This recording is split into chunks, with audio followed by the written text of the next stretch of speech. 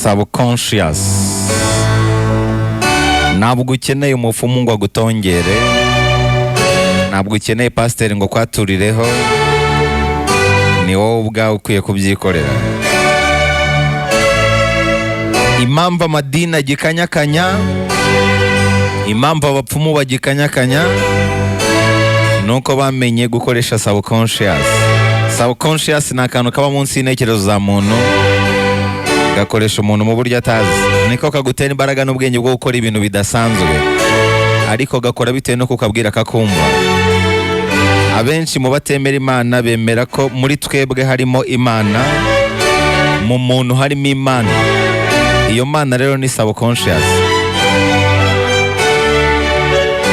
Abandi banditsi batandukanye b'abahanga bagiye bandika ku bafilozofe batemera Imana, ni iki ngiki bashingiraho bavuga yuko Imana iri muri twebwe. Iyo Mana rero niyo ishobora kudushoboza gukora ibintu bidasanzwe, ariko bisaba ko tuvuga ikumva. Abahakana Imana naho bahera. Iyo urimo kwiyaturiraho ibintu byiza cyangwa bibi, aka kantu kabigukorera uko wabivuze n'uburyo wabyifujemo. Niyo mpamvu ibyo wiyaturiraho ari bwo buzima ubamo. Mu ijambo harimo urupfu, harimo n'ubuzima. Iyo ukoresheje amagambo mu buryo bwiza akubera ubuzima, wayakoresha mu buryo bubi akakubera urupfu. Ni nayo mpamvu nabashyiriyeho aka gace kugira ngo dukoreshe subconscious yacu. Harimo n'abantu bavuga yuko nta mutima nta mubaho, bakavuga yuko roho itabaho. Nko muri siyanse, ubundi siyanse ntabwo yemera roho, ariko mu bazi akamaro ka roho bashobora guhita bumva neza subconscious. Aka gatanga mbaraga ugakoresha iyo uvuga ukiyaturiraho. Reka rero tugakoresha hano mu nzu y'ibitabo.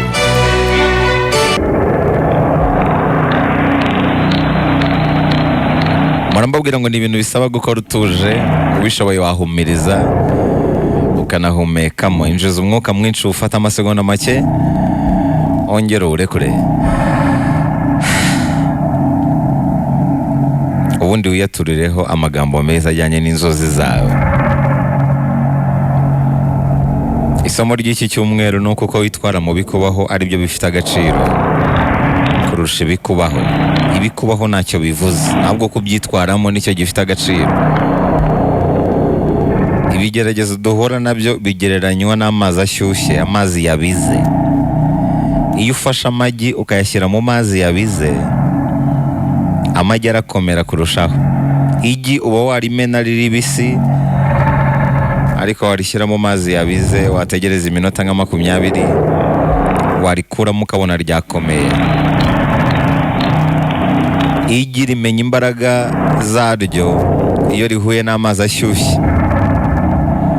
Iyo ufashe ikijumba kikiri kibisi, uba wagikubita umuntu akababara kubera ko kiba gikomeye kimeze nk'ibuye, ariko iyo ugishyize mu mazi ashyushye kiza cyorohereye cyane. Hari igihe gishaya noneho kikaza cyabaye inombe. Ikijumba kimenya ububwa bwacyo iyo gihuye n'amazi ashyushye, kimenya intege nke zacyo iyo gihuye n'amazi ashyushye. Iyo ufashe amajyane y'ikawa ukayashyira mu mazi ashyushye, amajyane ajyamo ari ifu, akavamo ari ikawa ahumura neza. Amajyane amenya agaciro kayo iyo ahuye n'amazi ashyushye. N'umuntu rero amenya agaciro ke, akamenya imbaraga ze, akamenya intege nke ze iyo ahuye n'amazi ashyushye. Amazi ashyushye ni ibibazo, ni ingorane, ni imbogamizi.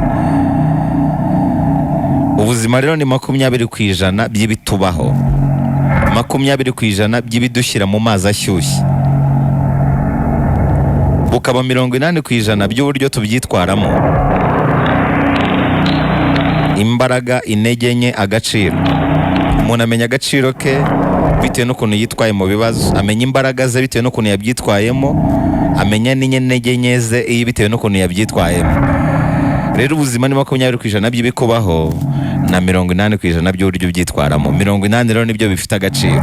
Ese wowe iyo uhuye n'ibibazo ucika intege? Iyo uhuye n'ibibazo uhinduka umunyembaraga? cyangwa iyo uhuye n'ibibazo ugaragaza agaciro kawe. Ba munini kuruta ibibazo, kuruta ingorane. Iyo uri munini kuruta ingorane, ibibazo bikugira umunyembaraga, bituma umenya agaciro kawe. Ntabwo ushobora kumenya agaciro k'ibisubizo utaramenya ibibazo. Iyo uri munini kuruta ibibazo, ibibazo bije ibyo ari byo byose ntabwo bigutwara ibyishimo byawe. Isi buri gihe ihora ishaka kutwambura ibyishimo byacu. Niyo mpamvu ihora itubabaza buri munsi. Ubukene, gupfusha, ingorane duhura nazo, ibyo byose ni ibintu biba bishaka kukwambura ibyishimo byawe. Iyo rero uri munini kuruta ibibazo, urabibwira uti mwakoze kumbaho, ariko ibyishimo byanjye birahenze ku buryo bitatwadwa n'utuntu tw'amafuti. Ba munini kuruta ibibazo, wishime byaba bihari cyangwa bidahari. Uba umunyembaraga byaba bihari cyangwa bidahari. Umenya agaciro kawe byaba bihari cyangwa bidahari. Ntibikaguhindure ngo bitume uhinduka kandi imbere yabyo. Isi izahora ishaka kugushyira hasi, ni wowe wenyine ukwiye kwirwanirira ugahagarara. Ibihuha bigahuha ariko ugakomeza ugahagarara.